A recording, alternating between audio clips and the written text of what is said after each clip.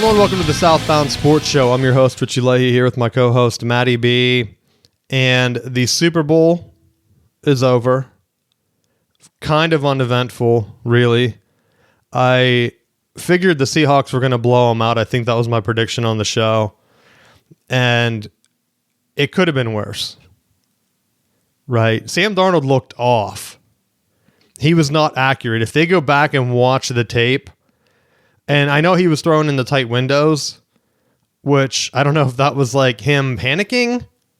Because sometimes like I wish they would just show the all 22.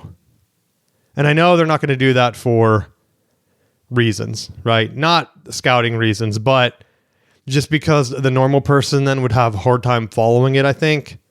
Because they've adjusted like the view throughout the decades. Like if you go back and watch old film, you can see it used to be a lot tighter. They have zoomed it out a bit, but it's still not to the point where you can see everybody.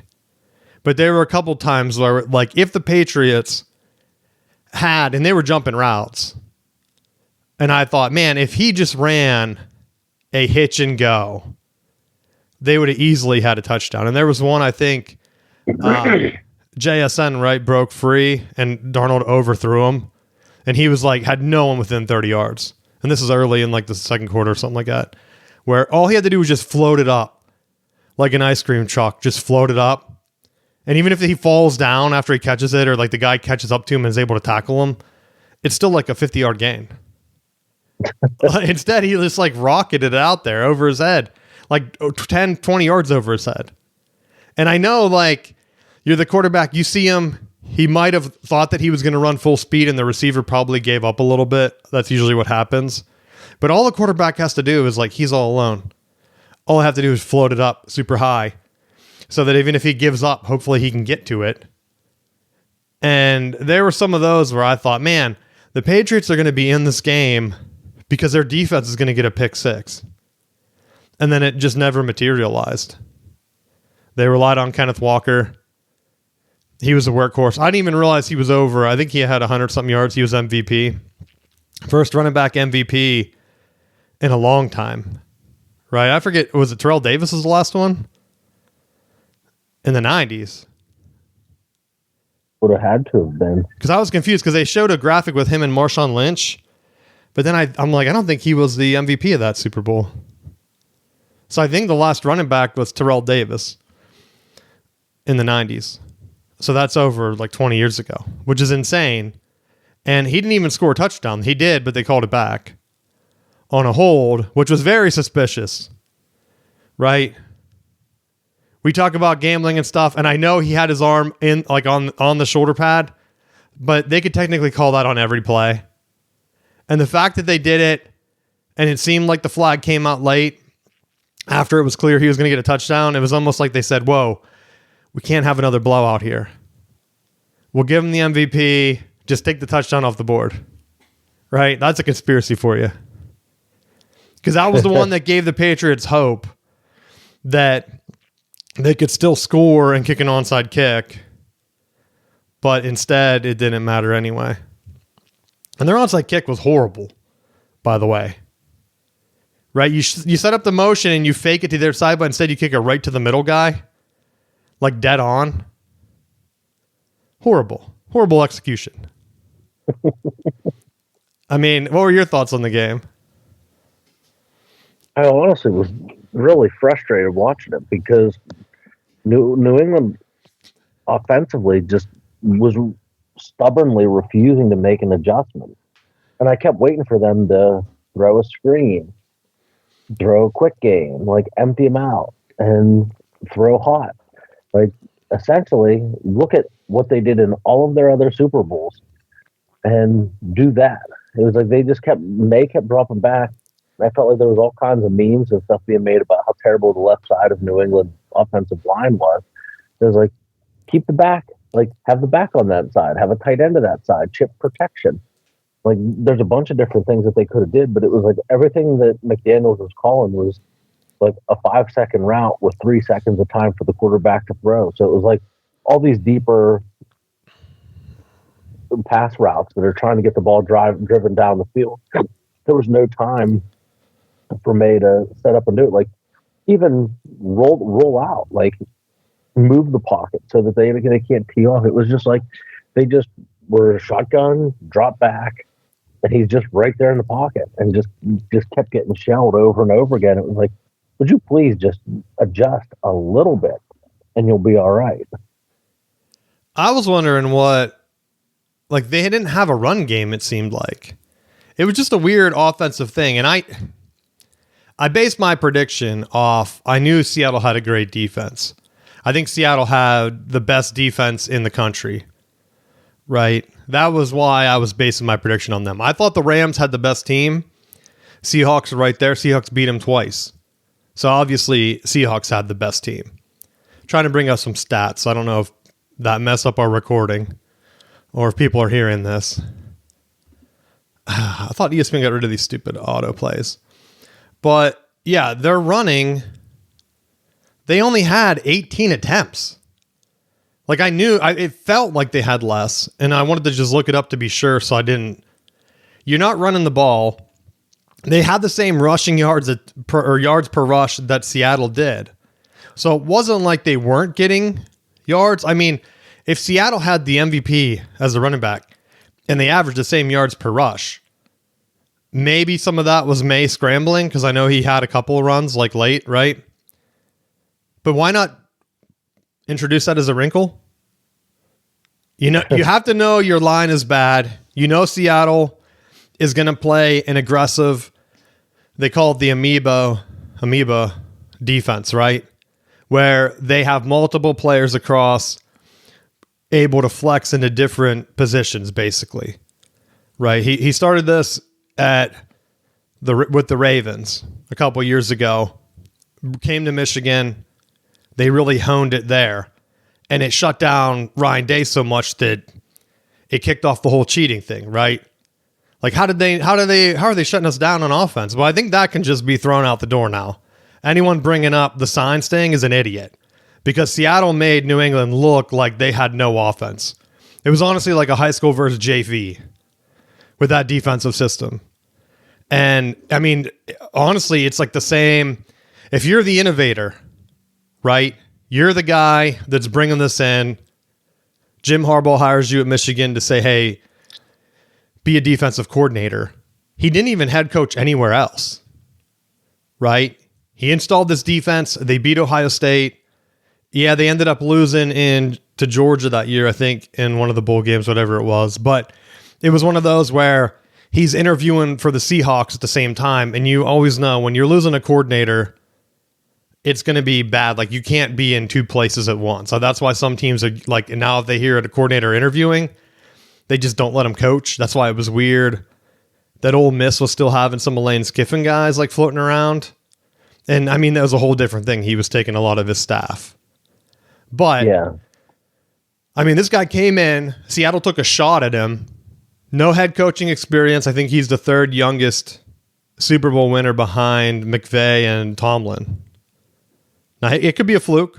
Tomlin won one, got back one more time, and that was it. McVay won one, right? Did they ever make it back? Or did they lose to Tom Brady? I don't know if he was the coach there, though. I can't remember now. I believe he was. So, and I mean, their team looked great, though, this year. So, very surprising that New England seemed like they had a great defensive game plan. I thought, man, this score is going to end up 16, or wait, 15, because they were only kicking field goals. It's going to be like 15-7 is what I thought after the first quarter when it was like, what, 3-0 or 6-0. And I thought, man, this is going to be horrible. And then you get in the third quarter and it's creeping up and it's 12-0.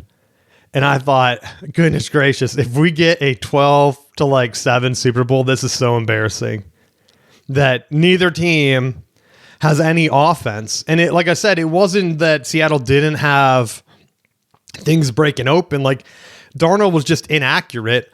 And on the other side, like, you're right, May's getting pressured. And then near the end, what happens? Boom. It's just too much. Well, I thought the funniest meme that I saw was it showed New England's third half possessions. It was like, punt, punt, punt, punt, punt, and below it was a picture of Kirk Ferentz smiling. Well, that's what they said. I saw a ton of like Big Ten West references. Like, you guys wanted this? You missed the Big Ten West? Now you're getting it back, baby, in the NFL.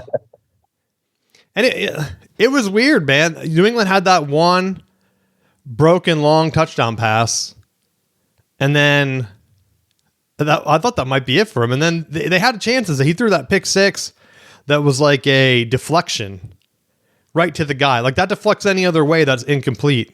I'm pretty sure they would have rolled that incomplete. Like, it wasn't a fumble. It looked like he threw it as he was getting hit. Sam Darnold had the same thing happen, and it hit the back of his lineman. Right? Just like a fluke play. Seattle gets a touchdown. Otherwise, we're looking at a one-score game still. So it could have been different. It's just, at one point, it didn't feel like a game, like at halftime, even with the score, whatever. It looks like it was 9-0 at halftime. It just didn't feel like a game. It felt like New England couldn't do anything. Yeah, they opened it up and had a couple big plays in the second half, got their 2 touchdowns. Even the touchdown, New England, like, the pressure was on May so much that he started looking like Darnold out there. That touchdown pass could have hit the ground. Like, that's how close it was. I think it was Stevenson who caught it.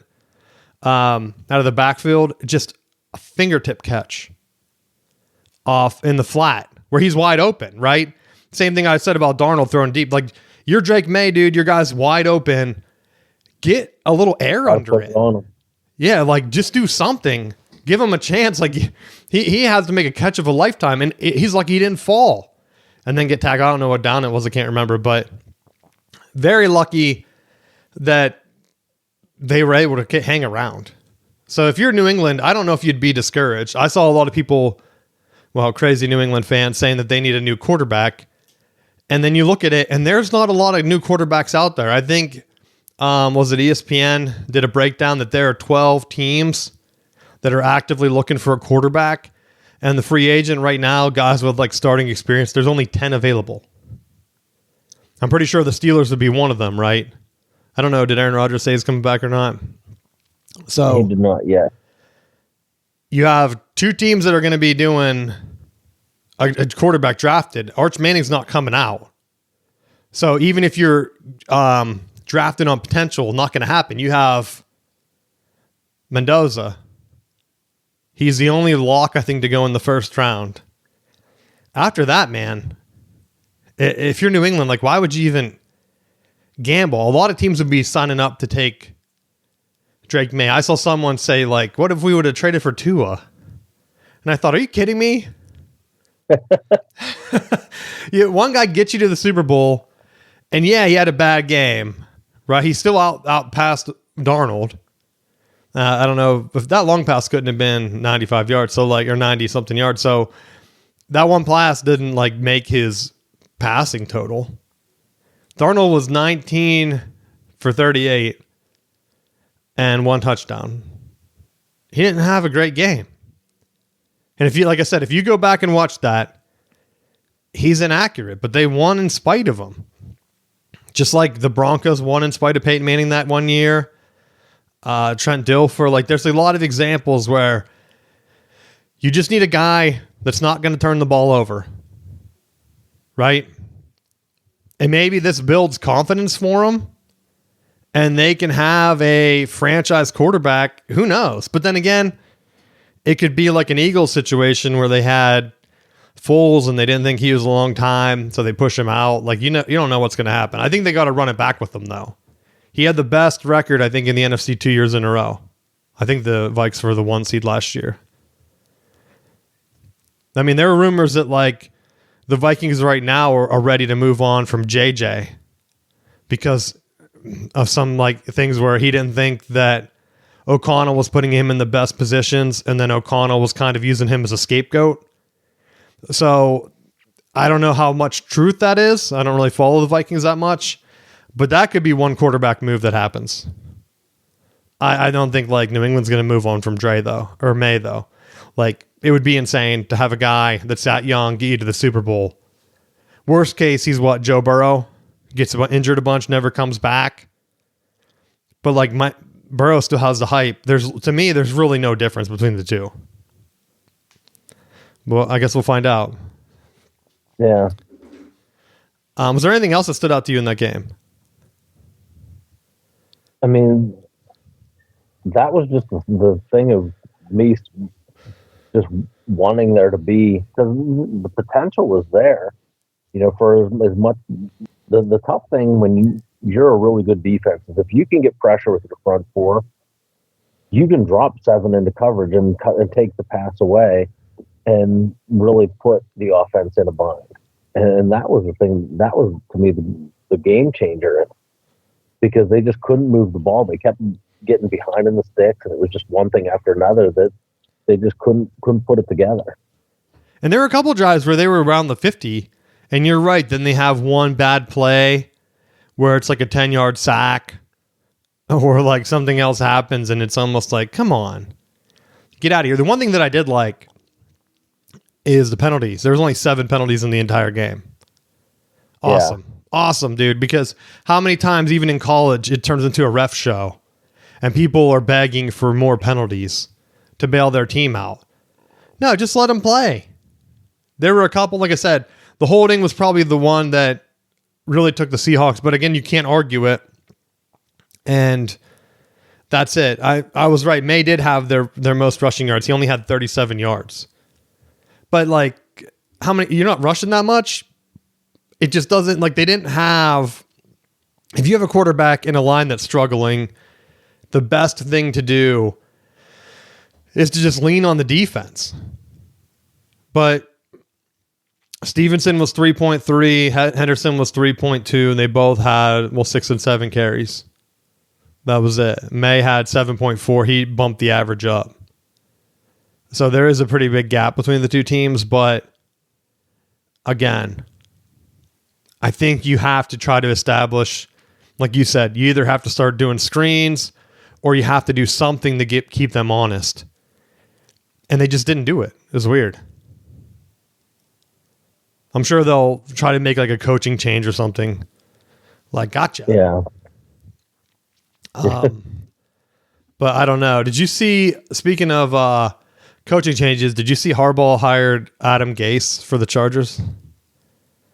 I did. So he's bringing in an entire offensive overhaul, right? He hasn't coached since the Jets. And so with McDaniels, is that who they have? Yep. He's the passing coordinator. Gase is the passing coordinator. McDaniels the offensive coordinator, I think, which he was the former Miami Dolphin head coach. Actually, they both were. It says giving them 2 former Miami Dolphin head coaches, offensive-minded, which is another thing. They said that he can hire McDermott as well. They can just have all AFC East coaches. Well, they said that Mike McDonald, right? He might have been the first defensive play caller head coach in like a long time, if ever, to win the Super Bowl. Right? Most teams, you hire a defensive guy, he helps doing the game planning, but then like Parcells has like Belichick on staff, right? And so this is one of the things too that a lot of fans, I think they were upset with when McDonald got hired, because you get rid of Pete Carroll, and it seemed like they won with and Russell Wilson. Geno Smith. Yeah, you get rid of Pete Carroll and Geno Smith, and you bring in a defensive guy, and then it's like, all right, here you go. But then you find Sam Darnold, and you're like, dude, I think they had a stat where he had like the most turnovers in the league in the regular season, and in the postseason, he had none. So you have a great defense. Your job is to have no turnovers, and you'll win the Super Bowl. That's pretty much him. That's what he can just say now for the rest of his life. Although the craziest stat of all of it was that he, let me find it because it blew my mind. Sam Darnold made $178,000 for winning the Super Bowl, and then had to pay $249,000 in California taxes. So he lost $71,000 winning the Super Bowl. Is that true though? Because it was in California. That seems like that would be insane. I feel like they have to do a correction on that, because he doesn't play there. He doesn't live there, does he?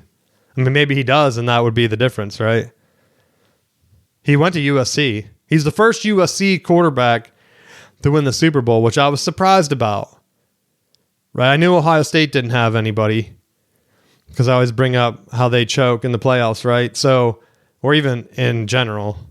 But then you have him, and it just felt like USC would have had somebody. Like I knew Matt Leinart didn't win it or Carson Palmer. But I would just assume in the 70s they wouldn't have someone. As a journeyman backup. Who was? Just any of those guys. Oh, maybe they would have won one. No, I don't know. That's what they said. Maybe they meant starting. I don't know. Yeah. I saw Fox put it out. I also saw Fox put out that they had Smith and Jigba like helped Seattle win their first Super Bowl after he helped Ohio State win the Rose Bowl. And no, it wasn't Fox. It was ESPN. And I thought, well, that's weird, right? Because of all things, he didn't do really anything in the Super Bowl. He had 27 yards, bro. So like ESPN doing like a whole thing to promote Ohio State too, which is not in the SEC, just seems odd. When, on the other hand, they could have just show that they're not biased. Well, they could have just promoted A.J. Barner, winning a national championship in Michigan, scoring a touchdown in the Super Bowl, right? Remember his announcement? I saw it was trending after the game, where after... Look, they're not going to give Michigan any unnecessary praise.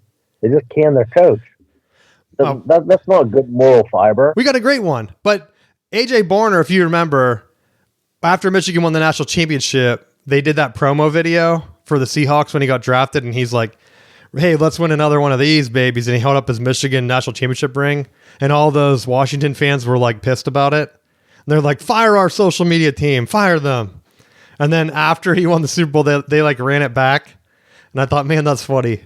All those fans, like I looked at the original and I'm like, yep, still as mad as I remember that post. But then he scored a touchdown and they won a Super Bowl. So I don't think fans in Seattle are going to be mad anymore, right?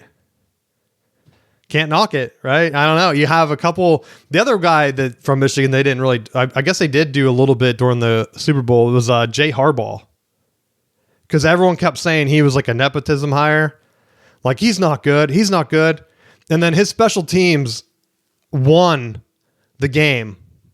I feel right. How many punts did they have down inside like the 5-yard line? It's insane because he did that at Michigan. They had no matter what position he coached. They played out of this world. And so there's a good chance that Michigan team could have, 4 NFL head coaches soon? Because like there's heat now that Jay Harbaugh might be the next one to get a head coaching job. So you would have Jim going back to the NFL, McDonald, and now Jesse Minter as the head coach of the Ravens. If Jay Harbaugh gets promoted, that's insane. 4 NFL head coaches. I don't know if any other staff had a run like that. Where in college, where you just had 4 head coaches from the NFL on your staff. I can't think of any. Normally it's like one coach, right? They take a guy with them, like Pete Carroll. Did he have any like USC tree coordinators that kind of hang with them and then went to as a head coach? I don't know. Jimmy Johnson, maybe Barry Switzer. Like there's only going to be a couple that had college success in the NFL that possibly could have had a coaching tree that won. So now that coaching tree has 1 national championship, 1 Super Bowl, right? Good chance to get another one. It's going to be Eagles and Seahawks, right? What other NFC team? Maybe the Commanders. That's it. The NFC I still think is wide open. Jim has to be kicking himself. He's like, dang it. I should have listened to Southbound Sports Show. Went to the NFC. Not went to the AFC. Watched McDonald win the Super Bowl. That could have been me. Right? He could have went anywhere in the NFC. Like they won it with Sam Darnold. Nothing on him. But come on. They won without a passing game in the Super Bowl. In like a low scoring. I mean, take away that, like I said, take away the pick 6. And it's a 1-score game late. And it didn't even feel like that. It just felt like the game was hopeless. Yeah. So I don't know. Those are my thoughts. I think the Michigan thing puts it to rest. Just unbelievable coaching job. Unbelievable. Like I was thinking, like if you look at the stats, even on offense, like they had no one. Cooper Kupp was the most productive. He was kind of passed out, right? He was awesome with the Rams. They kind of just let him go. He wins another Super Bowl. Some guys just have it. So I don't know if there's any other things to his story of why they kind of ran him out, but he got it done. Costing too much money. Probably. But yeah, I don't know if Seattle on their team, like on their offense, Smith and Jigba, a big name. Kenneth Walker, maybe, but they don't really spend on running backs anymore. So would you find a team that would be willing to... It just shows what that locker room chemistry was like, because they also traded out DK Metcalf and still managed to pull it off. Yeah, dude, they threw their deep shot to Shaheed. And they kept saying, we're going to wait to Shaheed to stretch the field. I'm like, when? Right? Like, when did that happen? At any point. I know he had a couple big fantasy weeks maybe. But of all guys, for them to be hyping up during the game, that made me laugh. It's like, if you had somebody, it should have been Smith and Jigba. It should have been. And I understand Coop coming in and getting it done because he can't cover both, but like, Shaheed only had 2 catches. That was it. Barner had 4. He was tied with Smith and Jigba, but he had higher average in the touchdown, of course. So, not even really spreading the ball around. Like, New England had more guys making a catch. And what do you think of your boy Diggs spinning that football in the 2-minute drill? Did you see that? He didn't know better. Did you see, as soon as he spun it and he started dancing, he saw the team running up. He turned around to try to pick it up, but by that time the ref had already picked it up. So it was like an awkward TV moment where if that would have somehow cost him the game, because honestly, it could have been a 1-score game. And you make a catch and your first intent is like, a lot of guys are like, I need to get the ball spotted so we're ready to go. Now he's celebrating down 2 touchdowns in the Super Bowl, spinning it. I think they were down 2 at that point. Maybe they're down 3. I don't even remember. But he spun the ball, and you just see the clock ticking, and you knew he looked bad. And I saw so many people were like, why is he even out there anymore? Get rid of that guy. And what's up with their Hollins guy? He like came dressed as like a prisoner or something? Yeah. Odd. He also had all those videos where he would like show up with no shoes on. I know we talked about that before. Does he need the attention? Apparently. Yeah, I don't get it. I don't know. But NFL ratings were down for the first time in a couple of years. I don't know why. Right? I mean, you'd say the game wasn't competitive, but last year wasn't competitive either, but I know it had Mahomes. So that could be it. People were throwing shade at Tom Brady because he wasn't cheering for Robert Kraft to win. And then he came back with an apology. Did you see that? He originally said, I have no dog in the fight, which he doesn't, right? Well, because he was hiring the offensive coordinator, so he had to be like, oh no, I just hope everyone has fun. Well, see, the thing is, they ran him out of town, really. They chose Belichick over him. And he, in hindsight, that was a horrible move. And now they come back, and honestly, he doesn't. Belichick's girlfriend had that massage parlor shirt on at the game. It's like insane. So Kraft has 2 guys that are mad at him. Belichick and Tom Brady. Funny. Then they're going to, like, hey, yeah, here's the guy that got rid of us, and I went on to win the Super Bowl. Let me cheer for him. Like, that's why it drives me, well, it doesn't drive me nuts. It makes me laugh that there are fans that are so invested, and they're like, no, we need people to support the owner. Like, we need people to support Robert Kraft. You think he cares about the fans? Are they giving you free parking? Are they paying for the stadium themselves? No. Like, get out of here. Like, casual people thinking Tom Brady should just cheer for the owner. Just look at your fees, buddy. I saw them complaining about the beer prices and stuff, the food. Like, hey, the food's not even good here. Yeah. How can you not go to a 3-hour event and not get hungry? How about planning a little bit? Right? I know the Super Bowl's a lot longer, but like, the food prices already. We joked about the pizzas at, was it the college football playoff? Like, they are like a $200 pizza and it looked like someone made it in like a take-home pizza kit for a fundraiser. So it's like, all right, buddy, you know what you're getting. Plan a little bit and know, hey, yeah, I'm not going to eat this crappy food that they're making inside the stadium ahead of time.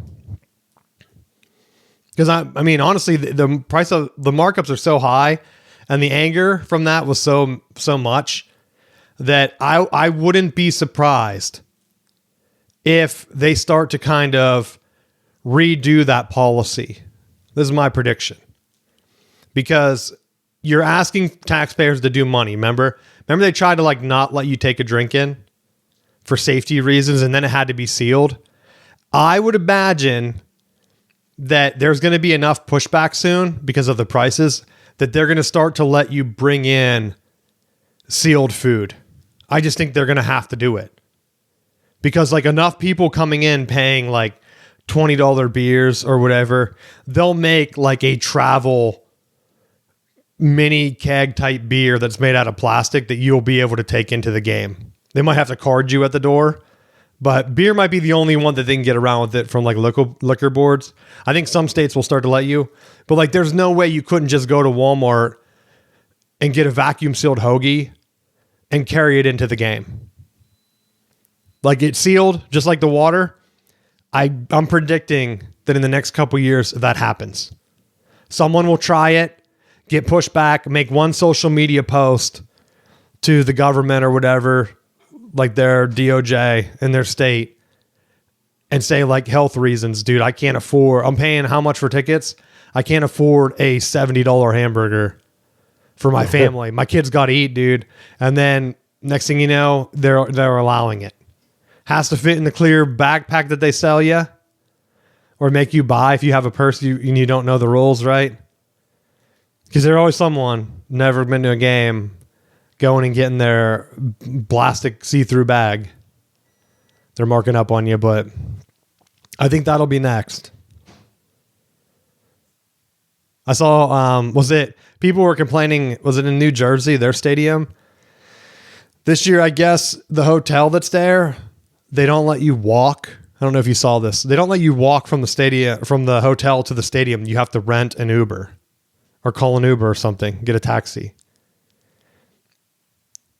Because the highway's there, right? They don't want to build a bridge that goes across the highway like a normal city. So they're like, you know what our solution is? Taxis. Like, and how much would that cost you too? Because I wouldn't have known that. Like if I'm an out of towner and I say, even if it was like a bowl game and I see Michigan's playing there, I'm like, dude, I could do that. It's a day trip driving. I'll just get the hotel right there. I don't care how expensive it is. And then you get there and they're like, no, you can't walk. It's illegal. We have security outside. You have to call an Uber or a taxi. I would be like, what in the world are you talking about? Like they can't stop us all. And then like 100 people take off running from the hotel across the freeway like Frogger. So, I mean, you can't just, there's so many like just different shortcuts. Like why wouldn't the NFL help out and just build a pedestrian bridge? It makes 0 sense. 0 sense. And I think everyone knows social media has power. So the more people keep complaining about these things and you see it trending along with the Super Bowl, because the Super Bowl was in San Francisco or out there, right? So I wonder if anyone got injured because of the, what was that we said I looked into? I wasn't doing the top work. Niners were doing that, investigating where Christian McCaffrey, he's on the case. Did you see that commercial where he's like super fat? I thought that was odd that they'd be fat shaming on the commercial, right? So embarrassed for him a little bit. He was in at least 3 commercials, which is ridiculous for a running back that doesn't even win anything. It's not even Barry Sanders, dude. Barry Sanders still has the most touchdown, I think, runs from like every yardage distance in NFL history.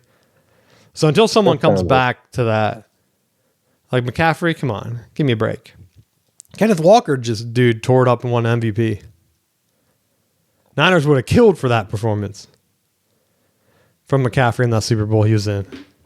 Actually, I don't even know what stats he had. He probably had more yards than he's lost. And they got Mahomes, baby. Mahomed. I don't know how to put that into action. But that's all I have. Anything else you want to talk about for the NFL? Yeah. Getting into college, I thought we might have some signing day stories. We do not. Luckily, we're bailed out because North Dakota State is joining the Mountain West, which I feel is good. They won like 10 of the last 15 championships or something like that. So we have a team that can compete. And I see a lot of people complaining about like, well, they're adding all these D1 teams. And people are still calling for them to split off the SEC and the Big Ten into like their own power group and then expand to take some of the other power teams from like the ACC with them.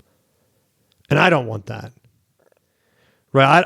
That's the one thing I don't want is for them to kind of consolidate power even more and just have an NFL light. Because if you're taking 100 teams that are in it every year, and I know a lot of them can't win or can't compete, but as of right now, like with the 4-team playoff era, it was so unbalanced that these teams had no chance. What Indiana did with a lower talent team composite rating is unbelievable. And you can't convince me that a Boise State that recruits around the same as Indiana, if not better, they couldn't go on a similar run because they 100% could. And so now you're taking a lot of teams that are known for winning and putting them in that second division. Like you invite JMU. I know they lost in the playoffs. And then you have Boise State and now North Dakota State.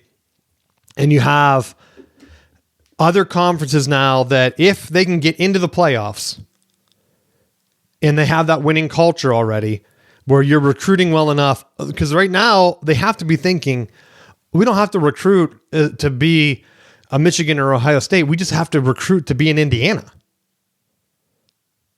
It's a whatever game season, a 4-game season. We know these teams can beat the top dogs. We've seen it in the BCS polls because that's what the playoffs are going to be.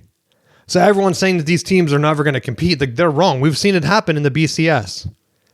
They've won. They've had undefeated seasons. Utah, before they got promoted, undefeated seasons. The only way that some of these small schools kind of get ahead of it or get out of the running is by just joining a better conference where they lose that advantage of being the top dog and are able to sell that to recruits.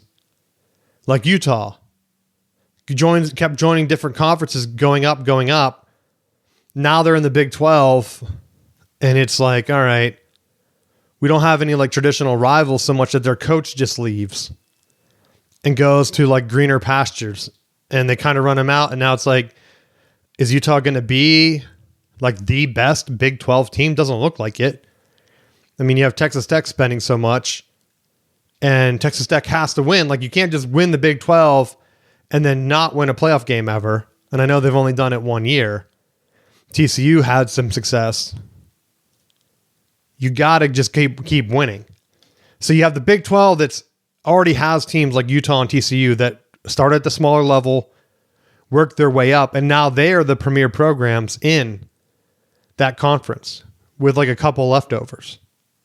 Some teams like West Virginia used to be competitive. They're not anymore. They're so much not that their fans are hoping that the ACC implodes so that they can get regrouped back up with some of those Big East schools. I see it every week on Twitter. Like their fans are like dying for it. They want to get out of the Big 12 so bad that they're hoping that like Clemson and Florida State leave because they know like Pitt's not going anywhere. right? Unless Notre Dame tags them along. But you could really, if Clemson and Florida State left and the ACC somehow convinced Notre Dame to join and they bring West Virginia with them, they almost would be a recreation of the Big East with like a bunch of other random teams like Stanford and SMU. But you would have all the power hitters. You'd have James Franklin, Virginia Tech. You'd have Miami, runners up right now. You'd have Notre Dame. You have Pitt, West Virginia back in there. You would have the old good Big East. It would just be the ACC at that point. I don't know if that would be good or not, right? Miami keeps competing. They don't care if Florida State or Clemson are there. The reason I bring that up is because SEC did their payouts, right? Where I don't know if the Big Ten did theirs. So the latest, what did they say? 2004. No, theirs came out in May last year. The Big Ten made like 60 something. This is before the increase, right? So the Big Ten was way ahead of the SEC. This year, the SEC announces the first year of like Texas and Oklahoma.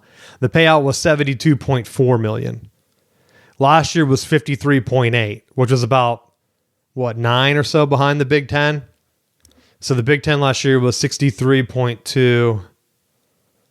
Oh wait, that's because it's split. All right, yeah. So it was weird. Some teams aren't getting the full payout, like Oregon, because they use that as leverage to get in. So I don't know what the real one would be, but it said it was between 60 and 63. So they were about 7 to 10 more.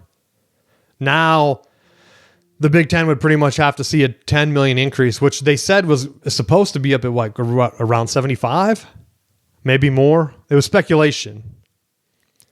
I also don't know how the championship game factors in, because SEC had more teams in the playoffs, so they get more money from that, but they also didn't win.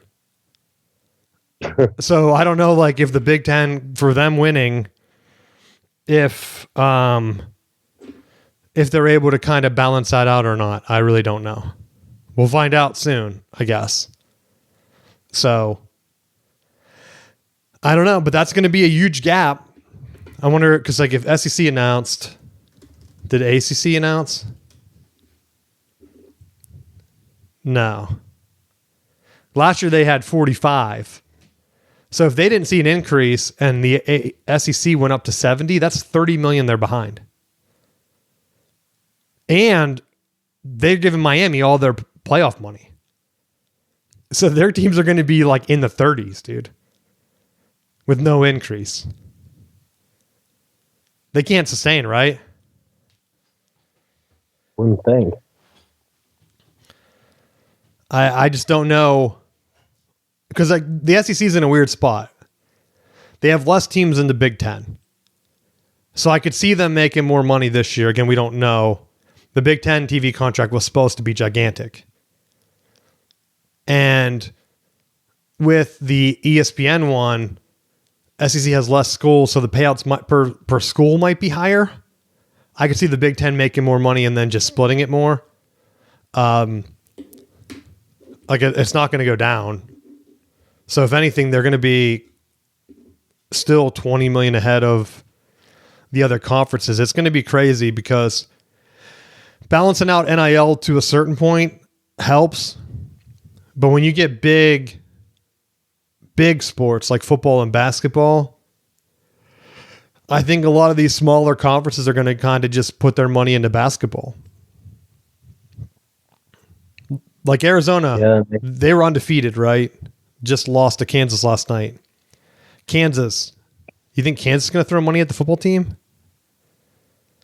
It's a losing battle. Well, and they have a history of being competitive in basketball, so that makes sense. Because that's why I think with the SEC, if they need to expand, because more teams, more money, if ESPN's like losing money and the ACC starts looking elsewhere, because like they have the ESPN deal for what, another 10 years, 9 years now, whatever it is. if they're this far behind, ACC has to be looking at doing like another buyout where they could do what the Big Ten did and just get other networks bidding. Because like NBC, CBS, like they're getting their feet wet. Like CBS only used to do like what, one SEC game, the 3:30 game. And so now with the Big Ten, you're competing with other networks. It would make sense for them to kind of say like, well, you know what? We either need the ACC or the Big 12 so that we have like a lead-in game or another night game. And because ESPN's still making a ton of money and they're getting all the viewers really on ABC. These other networks, man, what else are they going to show? If you can get a discount game where once or twice a season you have the most watched game because you picked like a great ACC or Big Ten matchup, you get lucky and get like Florida State, Miami, or like a crazy like Michigan, Iowa game that goes into like 3 overtimes and you have like the highest watched game on NBC because they even have Notre Dame. Like it makes sense for the NBC to kind of get in on the ACC too and say, Notre Dame, you have a lot of cupcakes. Like, let's just mix it up a little bit because there are some great brands in there. And so that would be, to me, the only way that they can get close. And I just don't know if they're going to be able to put the pressure on ESPN to get out of it by saying, like, look, you're not promoting us. Because ESPN has to do their due diligence of promoting the ACC.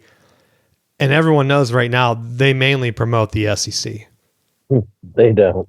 Yeah, so they don't have anything pushing these ACC schools out to like show that they're going to be the premier game. Even having Miami in, like I said, it was odd that their coverage was like a regional, like they had no national, like even media guys ready to cover that Indiana Miami game. Everyone was like from a regional small Miami network that kind of came in. It's like, these are the guys that know this team because we don't really cover them. It's like so crazy to me. Because like you listen and you hear like the game day crew just getting people's names wrong. And yeah, it has to be tough because like you're not covering them. You don't like the Big Ten ones, Indiana, like you have to know like they don't know half the players. There's no way. They spent the entire week like cramming for the exam in college or high school. You're like, dude, I got to cram this in. I got to get these guys' names right.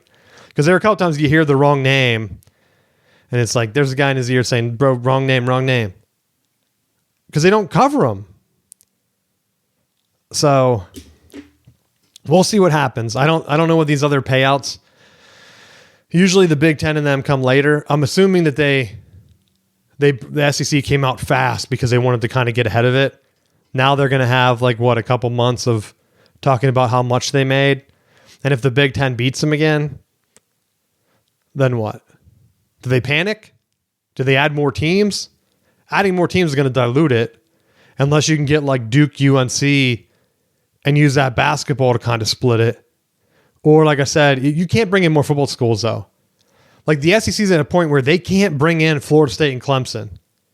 They just can't. Because it's the same states they're already in, and you're just making your conference harder with less playoff spots. They don't want to go to 24. So it makes no sense bringing in Clemson and Florida State that could possibly do damage in the playoffs if you're not expanding the playoffs to 24 teams. What are you doing, right?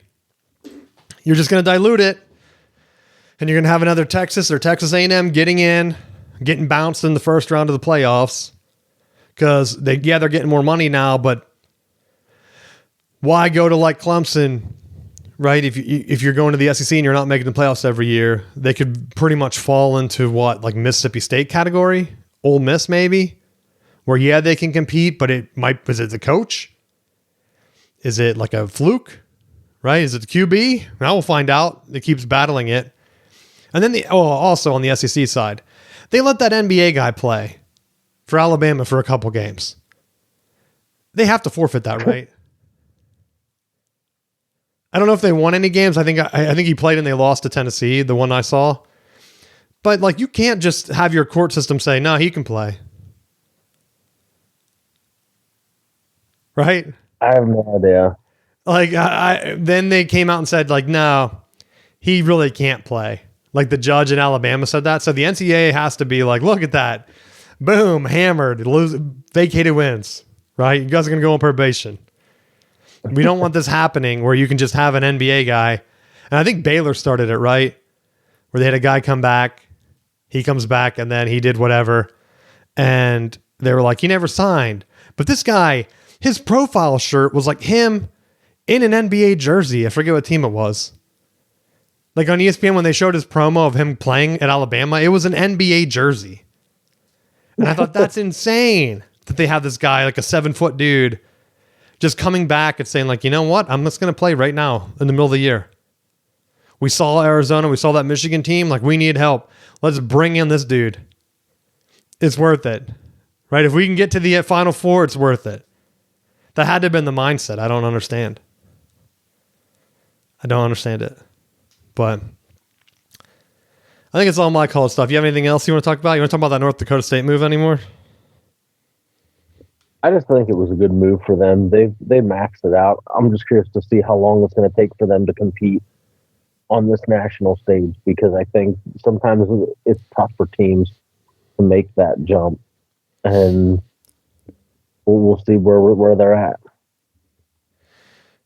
Yeah. I mean, coming up now with the transfer portal and stuff, I mean, it's the Mountain West. So we saw it with JMU guys going to Indiana and winning the Big Ten. Could they ride that to win the Mountain West? Because all it takes is winning it. The playoffs, I think, are going to be the same model, just with that Notre Dame carve out for whatever reason, because they're both fighting about it. So they could win the conference and get in. They just have to be the highest ranked team. And so have a winning record. It's not like the Mountain West had a lot of teams that were like top tier. Boise was winning it at like 8-4. So you're taking a bunch of guys that know how to win, and you're hoping they pull a Signetti. And they can't make the playoffs until 2028, though. I think that's what it was. They have a 2-year probation, which could hurt the Mountain West. Like, they don't want them to win right away. Because then what? Yeah. They're not going to like put your backup team in. I mean, I guess it worked for the ACC this year, but they had a better record. Like, sorry, Duke, we're putting our A team in. Putting the Miami in, baby. You guys go to whatever bowl you want to go to. I saw some bowls were kind of, I think the one in Detroit might be going under. And I wonder how long before the rest of them. Right? Who's watching these? I hate them. I absolutely hate them. Like, if you have a gimmick where you're like drinking or dumping mayo on yourself or jumping into a bowl of cereal, come on. What are we doing? I don't know if they're going to... That MLK weekend game, I know a lot of people complain about it being so late, but that worked nice. And if it's getting them enough like TV viewership, that's the thing with the NFL. Next year, I think it's President's Day weekend, if I'm right, where a lot of people are going to be off on Monday. And so is that going to help? I mean, the college football one is on the holiday, which I mean, because they don't want to compete with the NFL on Sunday.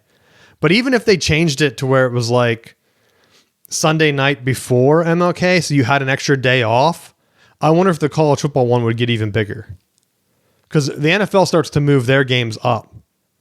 So it's like 3:30 and then like 5 or 6 o'clock. So it's over at 9. So like if the college one led into that where it just started at 9 or something, yeah, it's late. I don't know. Because they already started late anyway. But who knows? The MLK one works. If President's Day works, it might be a good way for them to keep the games expanded or whatever. It's all about the TV ratings. Yep. NBC had a thing, a carve out. I don't know if everyone knows this, but where if you bought a TV ad for the Super Bowl, you also had to spend a couple $1 million to buy regular ads on their network. And I saw a lot of people saying like, that's a great win for NBC, really helping them get support. But then if the TV ratings are going down, and I know that they're still outrageous, so companies probably aren't that mad. Is it a win? Right? I'm sure the ratings included all the streaming numbers too, right? They've been doing that. Because remember, the ratings took a nosedive a couple years ago. During like COVID, no one cared about the game, and they were like under 100 million. And now they're like creeping back up. I think it was like 120 or something like that. So having it that high, if it included the streaming numbers, all right. Like they said, like from 7 o'clock to whatever was the most watched Super Bowl. Like they picked like a 15-minute time span. I'm like, okay, sure, guys, sure. Like they're like, get the bots going, baby, get those numbers, pump them up. Got to sell those ads next time because they do rotate. That's the one thing I wish college football would do. They have to be able to see the money and say, ESPN is screwing us, man. We got to just start rotating. The Big Ten's already doing it. And if they're one half of it, I have to believe that it's coming. And that's probably why the SEC is slow walking it. Because that was the deal, right? If there's no deal, then it extends automatically with ESPN only. And I would have to think that the Big Ten's money thing is, we're going to get all the networks involved. And we're going to have a bidding war, and it's going to just become a ton of money. And you're going to make even more money if you let these other conferences compete. You can't just have two power conferences like ESPN wants. Because then they basically want an NFL model. I don't want that. I hope no one else wants it. But that's all I have for this week. Do you have anything else you want to talk about? No, that's it. All right. Well, thanks for listening. And now we're going to be fully into off-season mode. So if there's anything that you want us to talk about, reach out, let us know, and we will see you next week.